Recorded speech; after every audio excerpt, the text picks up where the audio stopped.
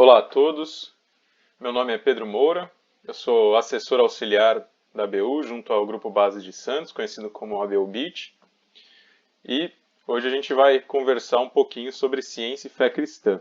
E eu já deixo aqui no começo o meu e-mail, para caso alguém tiver alguma dúvida ou quiser entrar em contato comigo, sintam-se à vontade.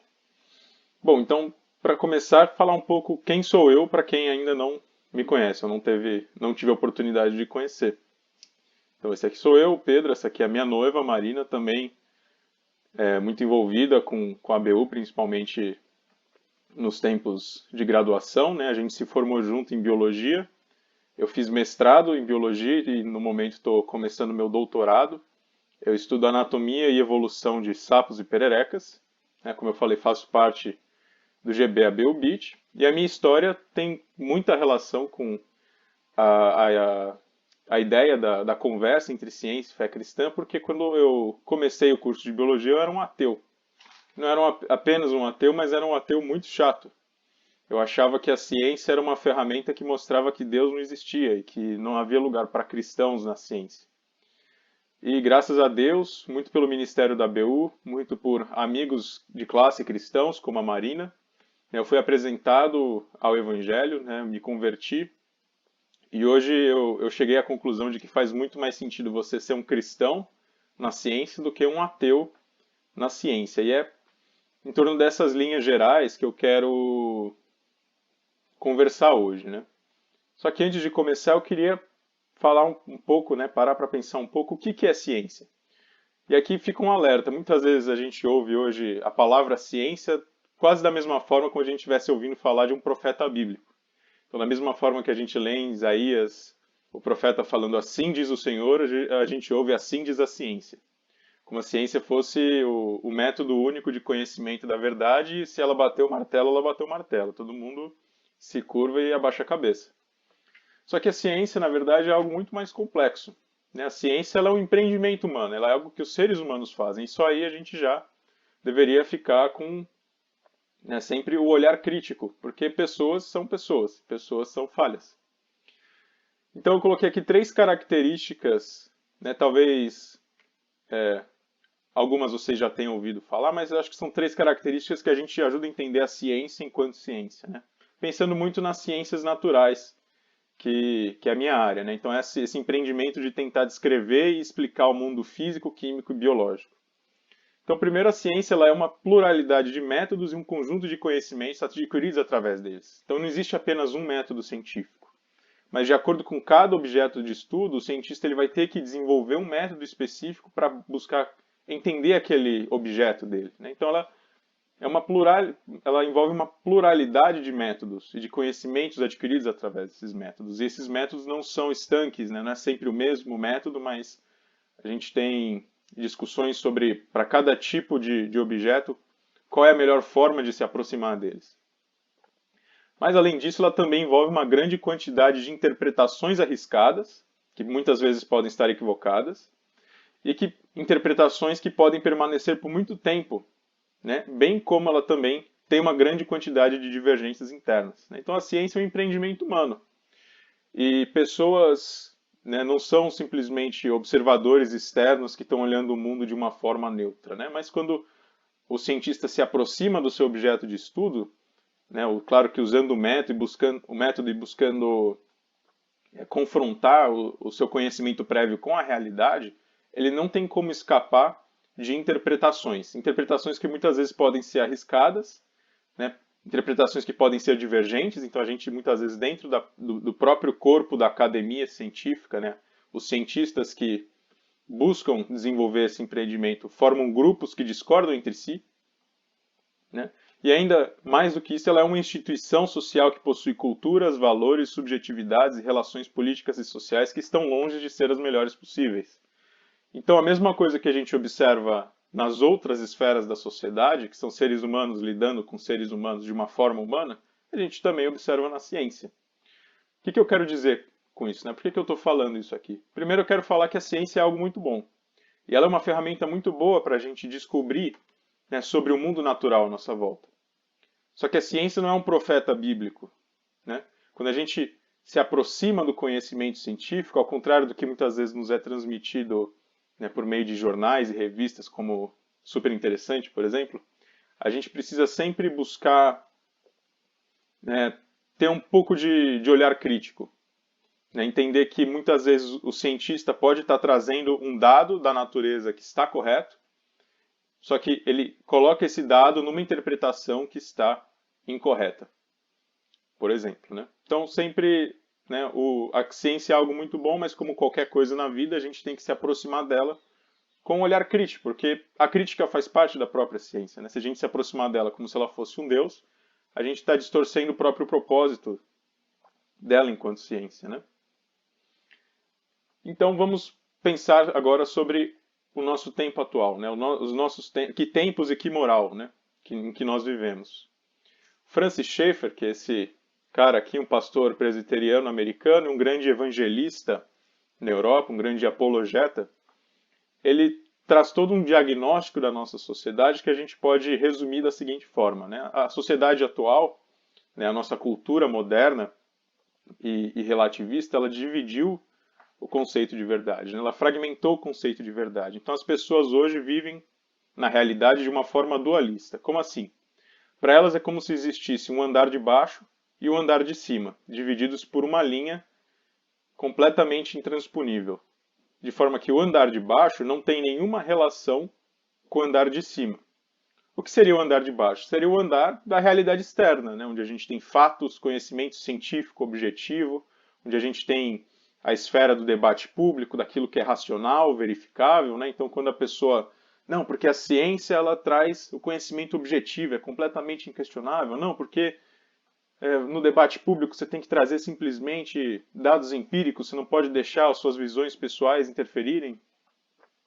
E aqui, no pavimento de cima, seria justamente essa esfera subjetiva, que, de acordo com a visão moderna, não tem nenhuma relação com a realidade externa, é simplesmente algo que está na nossa cabeça.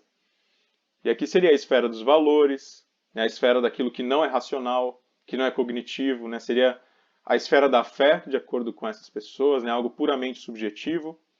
Então, enquanto para essas pessoas o mundo externo é simplesmente um mundo composto de matéria e energia, né, no qual Deus não existe, tudo um sistema fechado de causa e efeito, o ser humano é simplesmente uma máquina nesse mundo. E aí todo a nosso entendimento de valores, né, de moral, de certo e errado, né, de propósito, né, do porquê que eu estou aqui, para onde eu vou, né, qual que é o meu propósito nessa vida, né? Aquilo que a gente chama de fé é considerado algo simplesmente dentro dessa esfera subjetiva que a gente só pode manifestar, né? Por exemplo, no caso do cristianismo, no domingo à noite na igreja ou no meu quarto quando eu estou orando. De forma que eu não posso trazer essa visão de uma forma objetiva. Né? Eu não posso falar que, né, a minha ideia de valores é mais correta do que a ideia de valores de outra cultura, por exemplo. A gente cai completamente num relativismo. E as pessoas colocam a religião cristã e a Bíblia nesse pavimento de cima. Fala, não, tudo bem você ser cristão, acho muito bonito, gosto muito da fé que você tem, acho bonito você lá no seu quarto orando, mas é algo simplesmente da sua cabeça, você não pode falar que isso é verdade. Porque a verdade é que o mundo em si é um mundo no qual Deus está morto. E muitas vezes, na prática, né, por mais que na crença não, mas na prática, os cristãos compram essa ideia. E ali, então, eu sou um cientista cristão. Significa que quando eu chego no meu laboratório, eu tiro o meu casaco de cristão, deixo na porta, e aí eu visto o jaleco e pronto, agora eu sou um cientista. Eu faço ciência como se Deus não existisse, porque minha religião não tem nenhum contato com a realidade, é simplesmente algo subjetivo que eu acredito no meu coração. Mas as consequências para isso são graves. Essa visão de que Deus não existe, de que tudo que existe fundamentalmente é matéria, energia em movimento, né? É uma visão chamada materialismo ou naturalismo. Né? São termos que não são exatamente sinônimos, mas a gente pode usar de forma intercambiável. Então, o ser humano, nessa visão, simplesmente seria um resultado de um processo evolutivo não guiado, completamente sem propósito, né? E que a gente simplesmente seria mais um animal aí que não teria nenhum valor diferente do de um chimpanzé ou de um gato, de uma lula. Seria simplesmente mais aí uma poeira em cima de uma grande poeira num universo cheio de poeira cósmica. E pessoas que adotam essa visão, como o famoso biólogo ateu Richard Dawkins ou o famoso filósofo ateu Daniel Dennett, vêm com essa manchete de jornal, né? A ciência demonstra claramente, Deus não existe. Né? Então eu, por exemplo, fiz biologia na Unesp, em São Vicente, e já ouvi na sala de aula, mesmo antes da minha conversão, o professor chegar para alunos cristãos e falar, ó, aqui não é o lugar de vocês, porque a biologia mostra que Deus não existe, né? Não faz sentido vocês estarem aqui. E eu conheço muitas pessoas que também já passaram por experiências parecidas, né? De chegar na sala de aula e vir logo com esse confronto. Né? Então livros como Deus, um delírio, né? Então a ideia de Deus é simplesmente um delírio da mente humana, algo que é simplesmente um resquício do processo evolutivo que ficou com defeito. Da mesma forma, o livro Quebrando o Encanto, né? Então trata toda a religião simplesmente como um fenômeno natural, não é? A realidade sobrenatural, na verdade, não existe, é invenção da cabeça do ser humano. Mas vamos pensar um pouco sobre a relação entre fé e ciência, né? De cara, assim, só para a gente avaliar um pouco essas alegações que esses ateus, né, ou mesmo que não sejam ateus, essas pessoas que são naturalistas na sua forma de pensar a ciência trazem para a gente. Suponha que eu tenho um bolo de chocolate.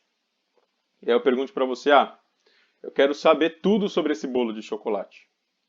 E aí você vai lá pegar o bolo de chocolate, colocar ele num espectrômetro de massa e vai conseguir discernir todos os componentes químicos que compõem esse bolo. Né? Então, esse bolo ele tem uma grande quantidade de carboidratos, né? Carbono, hidrogênio, oxigênio ligados em si, formando estruturas complexas. Perdão. E aí você poderia pegar essa explicação. Não, é uma explicação muito boa, eu gostei. E para mim o bolo é simplesmente isso. A única realidade sobre o bolo é que ele é um agregado de carboidratos. Isso é o bolo. Acabei de dar a explicação completa sobre o bolo. Só que se você chegar para sua tia que fez o bolo, para sua avó, falar, avó, por que você fez o bolo? Fala, meu neto, eu fiz um bolo porque eu queria que você comesse do meu famoso bolo de chocolate. E aí a gente se pergunta, se você ficar só com essa explicação, o quadro que você tem da realidade, por mais que tenha um elemento de verdade, não é a realidade completa. Porque mais importante do que o bolo ser um composto de carboidratos é que o propósito do bolo foi que a sua avó queria demonstrar o amor dela por você. E a gente pode pensar um pouco assim na relação entre ciência e fé, ou fé e razão. Né?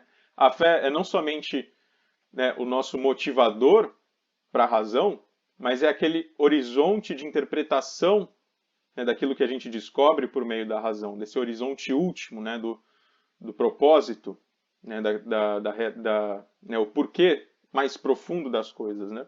Então uma coisa não exclui a outra, de certa forma elas são complementares, por mais que muitas vezes possa haver conflitos aparentes na superfície. Né? Então quando um biólogo traz uma explicação supostamente científica para a religião, ele fala, não, a religião é simplesmente um fenômeno sociológico, por isso acaba aí? Bom, você pode falar, não, concordo, a religião sim, também é um fenômeno sociológico, mas por que isso quer dizer que o conteúdo dela não é verdade? Ela pode ser tanto um fenômeno sociológico, mas mais do que isso, ser um fenômeno sociológico que expressa uma verdade sobre Deus, entre outras coisas. Né? Então, sempre tomar cuidado com esse discurso que nos é colocado. E aí eu queria trabalhar a visão cristã, né? Como a visão cristã nos dá princípios para entender e testemunharmos a Cristo na ciência. Né? Então, aí eu coloco a pergunta aqui. Né? Perdão. O que a palavra de Deus nos dá? Né? O que é a palavra de Deus? Bom, a palavra de Deus é a palavra inerrante do Senhor, né? A revelação do próprio Deus. E essa revelação do próprio Deus nos dá um verdadeiro par de olhos para entender todas as coisas. Né? Então, se a gente abrir e ter uma leitura holística das Escrituras, a gente vai ver que a grande história que ela nos conta envolve 3 elementos: criação, queda e redenção. Como assim? Bom, primeiro a Bíblia afirma a realidade da criação. Então, se a gente for em Gênesis, ou o primeiro capítulo de João, por exemplo, Hebreus 11:3, pela fé nós entendemos que tudo foi criado a partir do nada. Colossenses também, que tudo subsiste em Cristo. Então, a realidade é que Deus criou o mundo e tudo que nele existe, o ser humano à sua imagem. Né? Então, Deus é o criador de todas as coisas. Né? Deus eterno, Pai, Filho e Espírito Santo, que existe desde toda a eternidade, existe em si mesmo. Ele, de um ato de livre vontade, criou todas as coisas. Isso envolve todo o universo, seja o universo visível ou invisível. Né? Seja o universo da natureza quanto o universo da cultura. E isso inclui, obviamente, o ser humano. E o ser humano não é simplesmente mais um elemento dessa criação, mas ele é o elemento que coroa essa criação, porque ele é o único ser criado à imagem e semelhança do Criador. E Gênesis nos fala que tudo foi criado muito bom. Né? Quando a gente tem o término dos dias da criação, Deus, né, ali nos revela que tudo foi criado muito bom originalmente. Né? Tudo quanto existe dentro ou fora do homem está envolvido e estruturado pela ordem estabelecida por Deus da criação. Tudo está envolvido e faz parte da criação. E o que é a queda? Lá em Gênesis 3 a gente lê sobre a queda. Né?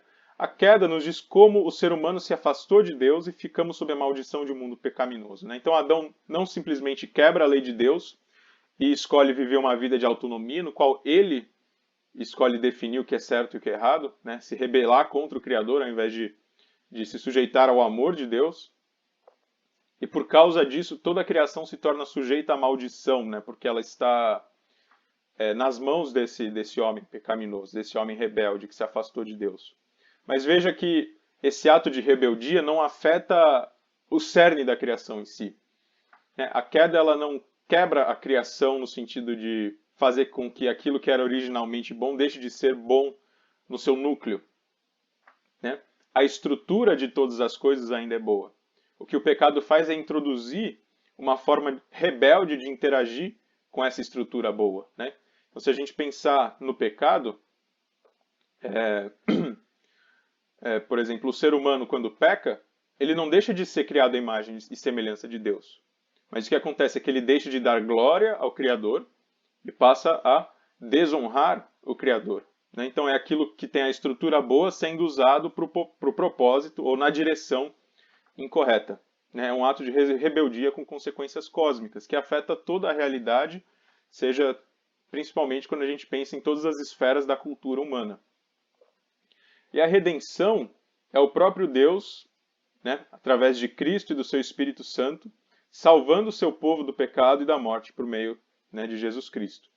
E a redenção, o que ela faz é justamente pegar, né, e corrigir o problema do pecado. Então, quando nós somos salvos por Cristo e recebemos o Espírito Santo, né, o Senhor ele pega essa estrutura boa, criada em imagem e semelhança de Deus, que estava de forma pecaminosa voltada para o reino das trevas e transporta isso para o reino do Filho do seu amor, como diz lá em Colossenses. Né? Então é uma questão de, não é acrescentar uma dimensão a mais à vida humana, mas é questão de dar nova vida ou vitalidade ao que já estava lá o tempo todo.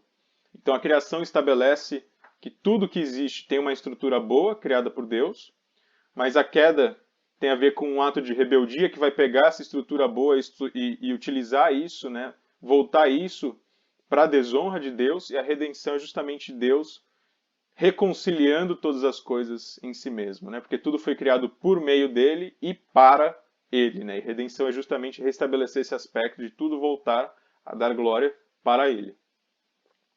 E isso envolve tudo, toda a realidade. E esse é o nosso verdadeiro par de óculos que a Escritura nos dá, né? O que nós chamamos de cosmovisão, que vai nos ajudar a interpretar a realidade e a fundamentar como a gente age na realidade como discípulos de Cristo. Então a gente ganha uma perspectiva sobre o porquê qualquer coisa foi criada, né, a ideia de criação, o que há de errado com essa coisa, a queda, e como podemos começar a encontrar sua recuperação em Cristo, né, então aqui a ideia de redenção, e como ela será no final de tudo, né, a ideia também ligada à redenção ou consumação. Então eu queria pensar a ciência a partir dessa cosmovisão cristã. Então, Se a gente colocar de novo as categorias que a Bíblia nos dá, né, o óculos que a Escritura nos dá, então coloquei aqui o óculos da Escritura e vou entender a ciência. É sempre em termos de criação, queda e redenção. Então o que a criação nos fala? Bom, primeiro que o mundo natural existe. Né? Deus é o ser que existe em si mesmo e ele cria todas as coisas de um ato de livre e espontânea vontade. Então a Bíblia me fala que o mundo natural existe de fato, não é uma matrix no qual eu estou inserido. Né? Existem algumas filosofias, tanto seculares quanto lá para o nosso pro mundo oriental, que vão falar que a realidade externa é simplesmente uma projeção da mente humana, uma simulação, que na verdade ela seria uma ilusão. A Bíblia fala, não, o mundo natural existe. E veja que isso não é algo que eu tenho como provar cientificamente. Porque se para mim é tudo uma mera ilusão da minha cabeça, a ciência também é uma mera ilusão da minha cabeça. Né? Não é algo que eu tenho como provar empiricamente. Da mesma forma, o mundo natural, na visão bíblica, possui valor, é tudo criação de Deus. Né? Tudo tem o propósito de dar glórias a Deus. Não é algo que eu possa simplesmente tratar de forma leviana, né? Mas a Bíblia fala que, né, os céus proclamam a glória de Deus. Né? Deus se revela na criação, ela é como se fosse uma forma de Deus nos mostrar a parte dos seus atributos. Né? Então possui um valor, porque é a criação do Deus que é soberano. E da mesma forma, o mundo natural não é Deus. Então, em algumas visões panteístas, por exemplo, né, se não me engano, o budismo pode ser colocado nessa categoria, a criação, né, a realidade, ela é uma extensão do ser de Deus, de forma que Deus e a natureza são coisas que se sobrepõem. Né? Então, não sei se alguém já assistiu o filme 7 anos no Tibete, tem uma cena que os monges lá estão arando a terra, e eles estão tirando cada minhoquinha ali da terra, porque eles creem que, né, o ser de Deus envolve tanto nós quanto toda a criação, né, de forma que tudo faz parte do ser de Deus. E a Bíblia fala que não, o mundo natural não é Deus, o mundo natural é criatura. Né, existe um abismo infinito entre criatura e criador. Né? Isso nos diz que a gente não pode reverenciar a natureza e que a gente sim pode trabalhar na natureza. E além disso, o homem é a imagem de Deus. Ou seja, existem certas coisas sobre o homem que não dizem respeito a mais nada no universo. Né? O homem possui criatividade, o homem possui racionalidade, o homem possui a capacidade de adoração. Né? E mais do que isso, o mesmo Criador que nos criou à sua imagem é aquele que criou todas as coisas, de forma que faz todo sentido eu pensar que os pensamentos na minha cabeça têm relação com a realidade, né? Deus nos cria de forma que a gente é capaz de entender o mundo à nossa volta e dar glórias a Ele por isso, né? E, por fim, Deus sustenta a criação a todo momento, garantindo que haja regularidade, né? Então, Deus cria todas as coisas e continuamente sustenta todas as coisas em existência, né? A Bíblia vai falar que Deus sustenta esses ciclos naturais, né? O sol e a chuva, o vento. Então, essa regularidade da criação é garantida porque a gente tem um Deus que cuida disso. E a queda introduz justamente aquele aspecto da rebeldia. Né? Então, primeiro que o homem vai ter dificuldade em trabalhar a criação. Deus mandou o homem cultivar o jardim, trabalhar as potencialidades daquilo à sua volta. Com o pecado, isso se torna uma tarefa difícil, ainda que continue sendo a nossa tarefa. Mais do que isso, o homem, com a queda, vai usar o conhecimento que ele vai adquirir da criação, não mais para dar glórias a Deus, mas de forma idólatra. Né? Paulo fala que, tendo claramente reconhecido o Criador, né, por meio das coisas criadas, da revelação natural, o homem, ao invés de dar glórias a ele, passa a adorar, né, as coisas mundanas. Né? Então, um cara que pega o conhecimento científico e usa isso de alguma forma para tentar mostrar que Deus não existe, por exemplo, ele está usando isso de forma idólatra. Ou quando o cara se aproxima da ciência como se fosse um profeta capaz de dar todas as respostas, ele está colocando na ciência algo que nós devemos colocar apenas em Deus. E da mesma forma, o homem passa a usar o conhecimento que ele tem na criação de forma destrutiva. Então, se a gente olhar a forma como a nossa sociedade se desenvolveu, né, destruindo o meio natural, mas não só destruindo o meio natural, não só não honrando o Criador, mas também destruindo o próximo. Então a gente adquire conhecimento científico que poderia ser usado para uma coisa boa, por exemplo, gerar energia, e usa isso para explodir uma bomba atômica na cabeça do outro. E como é que a redenção, né, age no meio disso? Né? Então, o Senhor Jesus Cristo nos salva, nos transporta do reino das trevas para o reino do Filho do seu amor, e aí Ele quer que nós sejamos como o fermento que vai de dentro para fora trazer redenção para essas esferas. Né? Ele nos usa como instrumentos, primeiro, para aliviar os efeitos físicos e presentes do pecado. Então você pode, por exemplo, por meio do estudo da natureza, conhecer formas de alívio de doenças, por exemplo. A medicina é basicamente isso, entre outras coisas, né? Formas que vão fazer com que a gente tenha uma maior qualidade de vida, que alivia o sofrimento causado pelo pecado. Ele quer que a gente mostre que ele se revela na criação, né? Então a ciência, ela só é verdadeiramente uma ciência feita por um cristão se ela traz glória a Deus. Né? Então, então, por exemplo, mostrar que a criação só faz sentido à luz do Criador, né? E acho que isso vai ficar um pouco mais claro nos próximos slides. Mas a ideia de que aquilo que a ciência, não só aquilo que a ciência nos traz, mas aquilo que ela faz muito mais sentido da perspectiva da existência do Deus bíblico. Né? E que, de fato, claramente, quando a gente olha para a natureza, ela está gritando para a gente que existe um Criador além dela.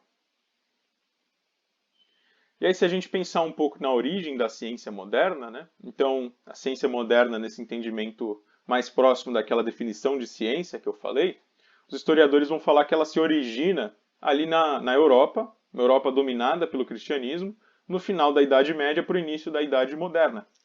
E por que isso acontece? E a maior parte dos historiadores da ciência, e aqui eu estou falando de historiadores que não são cristãos, vão concordar que o cristianismo forneceu os pressupostos intelectuais e o aval moral, né, a sanção moral, para que a ciência florescesse. Então aqui tem 3 livros que tratam disso. Primeiro, Para a Glória de Deus, do sociólogo americano Rodney Stark. Um aqui, A Religião e o Desenvolvimento da Ciência Moderna, do historiador holandês Geir Huygens. E um apelo mais geral, chamado A Alma da Ciência, né, da Nancy Pearcey e do Charles Thaxton. E que eu quero que vocês prestem atenção, né? Por que a ciência moderna floresceu no contexto do cristianismo? E não, por exemplo, no contexto da China, que era uma civilização com uma cultura razoavelmente avançada. Lembrem do que eu coloquei aqui? Os pressupostos que crer no Deus bíblico nos traz? Veja, os historiadores vão falar que o homem se tornou científico porque ele buscava leis na natureza. Ele buscava leis na natureza porque ele acreditava que existia um legislador. Então, você crê que o mundo natural existe de fato, que ele possui valor, mas que ele não é Deus, e que ele possui regularidade, faz todo o sentido me aproximar dele, buscando compreendê-lo, descrevê-lo, usando um arcabouço matemático, por exemplo, e que isso não só é algo que é possível, mas que é mandato, que é algo que Deus quer que eu faça. Deus quer que eu explore a sua criação e descubra mais daquilo, das riquezas que ele escondeu na criação. Né? Nós somos feitos à imagem e semelhança de Deus. Então, faz todo sentido a gente pensar que o pensamento da minha cabeça tem relação com a realidade. Não é simplesmente algo que eu imponho para tentar fazer sentido de algo que é absurdo. Mas existe uma verdadeira ressonância entre a minha mente, o meu mundo da minha razão, e o mundo da natureza. Porque os dois foram criados pelo mesmo Criador, pelo mesmo Logos, que é Cristo. Então a ciência moderna, ela floresce por causa do cristianismo. O grande teólogo e primeiro-ministro holandês Abraham Kuyper, ele fala que a ciência, quando tenta estabelecer a relação entre sujeito e objeto, ela necessita pressupor pela fé vários princípios que não são verificáveis racional ou empiricamente. Então é aquilo que eu falei. Quando o cientista entra no laboratório, por exemplo, então quando eu entro no meu laboratório, eu vou dissecar um sapo. Tem uma série de coisas que eu tenho que crer que são verdade antes de eu começar a fazer isso. Isso de forma completamente inconsciente até. Né? Eu tenho que crer que aquilo que eu estou vendo existe. Eu tenho que crer que eu posso estudar aquilo. Eu tenho que crer que aquilo que eu estou descrevendo sobre aquilo faz sentido, não é simplesmente uma invenção, e que eu posso generalizar aquilo de forma a ter um conhecimento que se aplique a diferentes momentos da história. E o que fornece esses fundamentos, né, é a fé cristã. Né? A ciência possui, né, ela pressupõe, precisa pressupor a realidade da fé cristã para funcionar. Então, os cientistas hoje que negam a realidade da fé cristã, no fundo, estão roubando da fé cristã os pressupostos que ela dá para tentar bater na fé cristã. A analogia é como se fosse uma criança sentada no colo do pai, que tenta dar um tapa na cara do pai. Bom, ela só consegue tentar dar um tapa na cara do pai porque ela está sentada no colo do pai. Se a gente olhar para a Bíblia, Salmo 19 nos diz: os céus proclamam a glória de Deus e o firmamento anuncia as obras das suas mãos. Né? A criação revela o Criador. Como Paulo diz em Romanos, porque os atributos invisíveis de Deus, isto é, o seu eterno poder e a sua divindade, claramente se reconhecem desde a criação do mundo, sendo percebidas por meio das coisas que Deus fez. Por isso, os seres humanos são indesculpáveis. Né? A realidade grita que existe um Criador, e que esse Criador é o nosso Pai. E o ser humano entende isso, só que ele reprime esse conhecimento. E se a gente olhar lá para os primeiros cientistas da era moderna, né, esses que foram responsáveis pela revolução científica, você vai ver que eles tinham isso de forma muito consciente. Né? Então, por exemplo, o biólogo britânico John Ray escreveu um livro que diz que a sabedoria de Deus manifestada nas obras da criação. Num livro no qual ele vai falar de astronomia, de botânica, de zoologia, né, sempre tendo muito claro que isso faz muito sentido se você é um cristão. Ou, por exemplo, o grande Johannes Kepler, o pai da astronomia moderna. Né, todo mundo teve que passar por ele no ensino médio, se você está na física, mais ainda. E olha só o que ele fala, ele não só era um grande cientista, mas era um cristão muito devoto, luterano. Ele diz que graças te dou, Criador e Deus, pois tu me concedeste esta alegria em tua criação, e me alegro nas obras de tuas mãos. Vê, pois, que completei o trabalho para o qual fui chamado. Nele usei todos os talentos que tu concedeste ao meu espírito. Né? Então, para o Kepler, ser um cientista era servir a Deus da mesma forma que um pastor servia a Deus. Né? Ser um cientista era uma atividade profundamente religiosa, de louvor. Isaac Newton, provavelmente um dos maiores pensadores que já existiu, que escreveu a grande obra O Princípio e a Matemática, no qual ele, por exemplo, desenvolve o cálculo e as suas famosas leis da física, né, as 3 leis de Newton. Ele vai falar, falando de astronomia, embora estes corpos possam, de fato, continuar suas órbitas pelas leis da gravidade, ainda assim eles não poderiam de forma alguma ter inicialmente derivado a posição regular destas órbitas a partir destas leis. Então ele está falando, bom, eu sou capaz de descrever pela minha lei da gravidade a órbita dos corpos celestes. Mas isso não explica tudo. Né? Esse mais belo sistema, que envolve o Sol, os planetas e os cometas, só poderiam proceder do conselho e domínio de um ser inteligente e poderoso. Então Newton, quando desenvolve a sua teoria científica, ele não pega a sua teoria científica e fala, bom, não preciso mais de Deus. Mas ele pega a sua teoria científica e fala, isso revela, né, me mostra que existe um Deus soberano e poderoso por trás disso tudo. Da mesma forma, se a gente for mais aqui para os nossos tempos, né, o ganhador do Prêmio Nobel de Física em 1927, Arthur Holly Compton, que não só era um grande físico, mas era um evangélico, né, um diácono da Igreja Batista nos Estados Unidos, fala que, para mim, a fé começa com a percepção de que uma inteligência suprema trouxe o universo à existência e criou o homem. Não é difícil ter essa fé, pois é incontroverso que onde há um plano há inteligência. Um universo ordenado e desdobrado testifica a verdade da declaração mais majestosa jamais proferida. No princípio, Deus. Então, para ele, a ciência fazia muito mais sentido se você é um cristão do que você é um ateu. Justamente por causa desses princípios básicos, dessa cosmovisão que eu apresentei, que fundamenta o próprio fazer científico. Né? Então, a última citação aqui do Richard Swinburne, importante filósofo da atualidade, ele fala, eu não postulo um Deus das lacunas. Né? Então, Deus não está naquelas lacunas do conhecimento que a ciência ainda não conseguiu explicar. Né? Um Deus só para explicar as coisas que a ciência ainda não explicou. Muito pelo contrário. Ele postula Deus para explicar por que a ciência explica. Né? Não negamos que a ciência explique. A ciência funciona. Mas Deus é o que explica o porquê a ciência explica. Então, para concluir aqui, o grande matemático cristão John Lennox, ele fala que a gente tem que escolher de onde a gente vai começar. Todos que praticamos a ciência têm que escolher um ponto de princípio. E só existem basicamente duas opções. Ou a inteligência humana teve sua origem numa matéria desprovida de inteligência, completamente ao acaso, ou ela é fruto de um criador. A nossa pessoa é fruto de uma pessoa. E é estranho que algumas pessoas aleguem que a sua inteligência as leva a preferir a primeira opção. Se a minha inteligência é simplesmente fruto do acaso e não tem nenhum propósito, por que confiar na minha inteligência? Agora, se ela é fruto de um criador, faz todo sentido pensar que a minha inteligência é capaz de revelar verdades sobre o mundo natural. Então eu queria também, para terminar, deixar algumas dicas para vocês explorarem mais sobre esse assunto. Uma delas é o site cristãosnaciencia.org.br da Associação Brasileira de Cristãos na Ciência, que busca formar essa comunidade intelectual cristã aqui no Brasil. E algumas dicas de leitura que me ajudaram muito. Então o livro do John Lennox, Porque a Ciência Não Consegue Enterrar Deus. O livro Calvinismo, do Abraham Kuyper, por mais que é um livro que pode ser aproveitado mesmo que você não seja um calvinista, porque ele vai falar dessa visão cristã de mundo e como ela se relaciona com a ciência, por exemplo.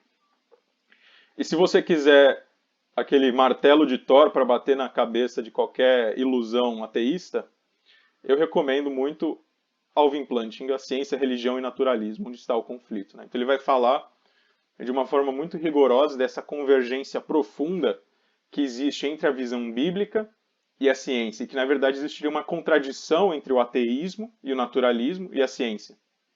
Então vale a pena checar esses livros. Então eu queria agradecer pelo tempo, por terem aguentado a minha falação, e estou à disposição para responder qualquer dúvida. Por favor, entre em contato comigo, caso queiram, e desejo que Deus abençoe a todos.